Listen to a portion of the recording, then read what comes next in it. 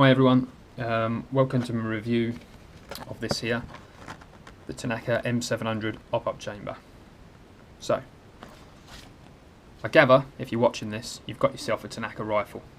Now, I'm quite fortunate, I've got a few different Tanakas and for the most part I'm all set for chamber conversions, but I recently got a new one myself.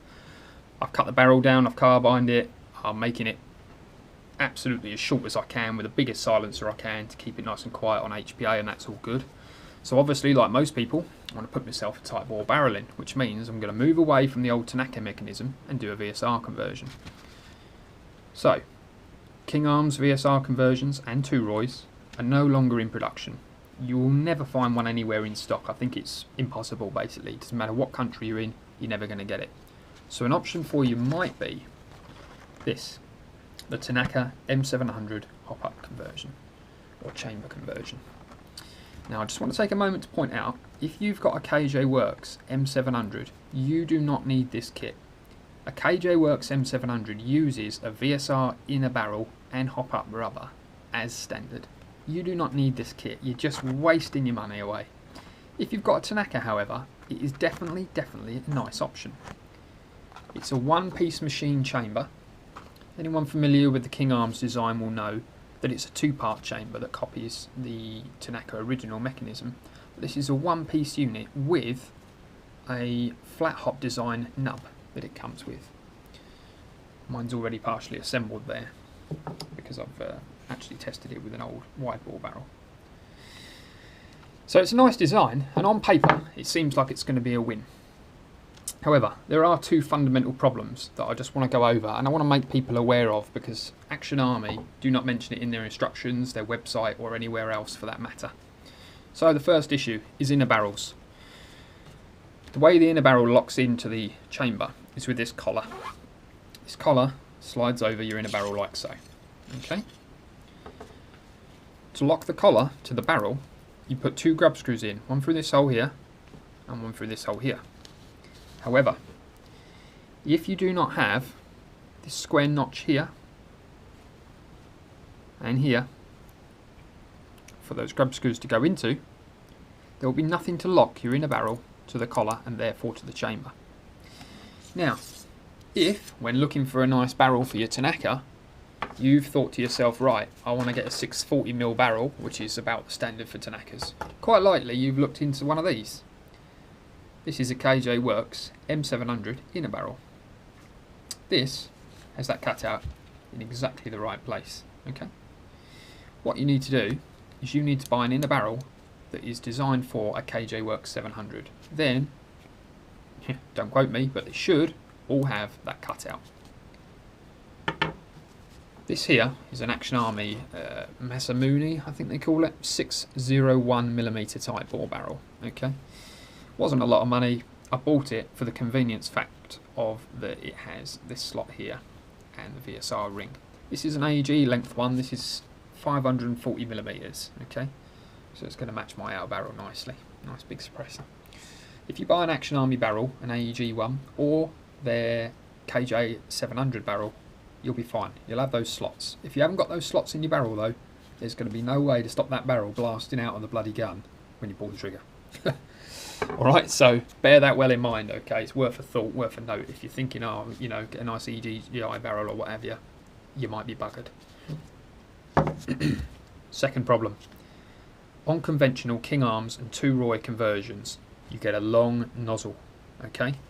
And what you do is you get a pair of needle nose pliers or similar, and you pull the Tanaka nozzle out, and you push the new one in with this little end bit that you hammer in with a plastic hammer, or you can wind it in on a vise. And that's it, job's a good one, brings you up to your 29 to 30mm nozzle length, which you require for the VSR conversion. Anyway, what they give you, however, here in Action Army kit, is they'll give you a nozzle extender. So you can see, hopefully, it's stepped down here, and it's full width of the Tanaka nozzle here. And the idea being, you put that tiny chamfered edge there in, like so, and then you hammer it in with a plastic hammer or, you know, block of wood, whatever you're going to use, something that won't bash the end though, no metal on metal, and that will give you, supposedly, the 30mm you need. However, The problem that most people are going to find, me included, is unless you've got a really old original Tanaka m40 which had a 16mm nozzle, okay, unless you've got an m40 with a 16mm nozzle which is there to this ridge here, none of that, this is not going to work. Because if I hammered that into there and it would go up to that front face to this lip here, I'm going to be about 36mm long, which means the BB would be pushed past the op-up rubber and it's going to be sitting in the middle of the barrel. You won't have any op-up effect, and quite likely when you point the gun down at the floor, the BB will dribble out. So what you need to do, and this is bloody annoying, but it's what you got to do, you need to pull this out with needle nose pliers, just like on the King Arms kit. Then ideally you need to put this in a vise, not a vise, sorry, a lathe. And you need to cut the end off there, flush with that lip there, that ridge, and then face it off. Absolutely face it off flat as hell, so that when you push that in then, and it comes up to there, it's a perfect seamless joint. I strongly recommend, if you don't have a lathe yourself or you're not competent with a lathe, get a machinist to do it. Like, you're only going to have a chance to do it once, really.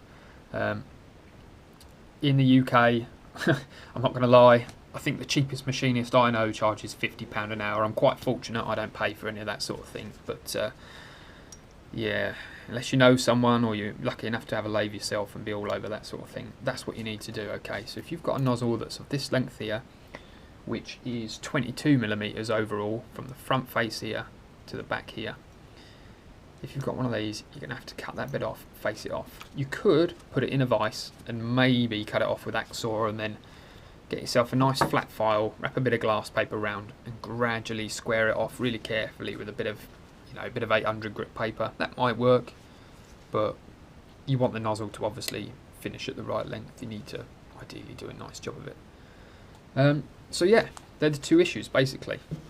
There is one caveat to that, however, and that is, if you've got an m700 AICS, you may have a bolt with a nozzle that looks like this. You can see here, this nozzle is longer than every other Tanaka bolt there is. This nozzle here, from here to the end, is 29mm. Now that is pretty much long enough to work with this, okay, to get the ball into pretty much the right place.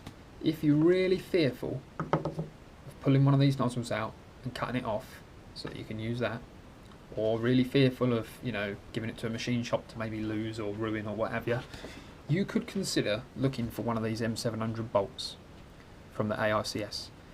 Another option you could also consider is finding yourself a KJ Works bolt.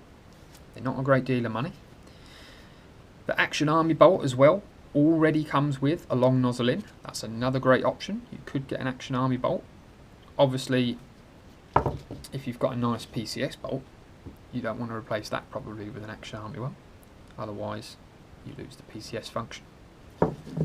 And pretty much any of the China-made bolts, they all now come as standard. They've all copied KJ Works, basically. They all come with a long nozzle.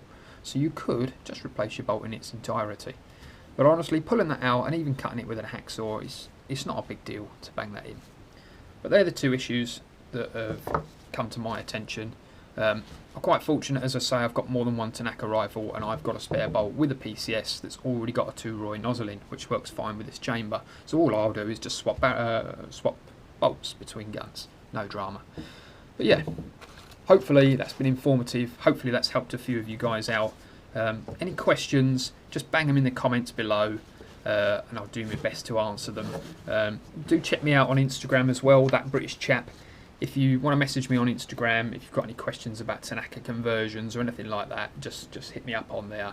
I'm happy to help, and I also know plenty of other people with them. Lots of them are a lot more knowledgeable than me. I'm going to cut it there. I don't want to make the video any longer than it has to be. I'll try and sort out a shooting video. I'll put my old scope cam on top and show you what the new barrel's like. We'll do a test on that at some point once I get it all together. But yeah, thanks for watching everyone.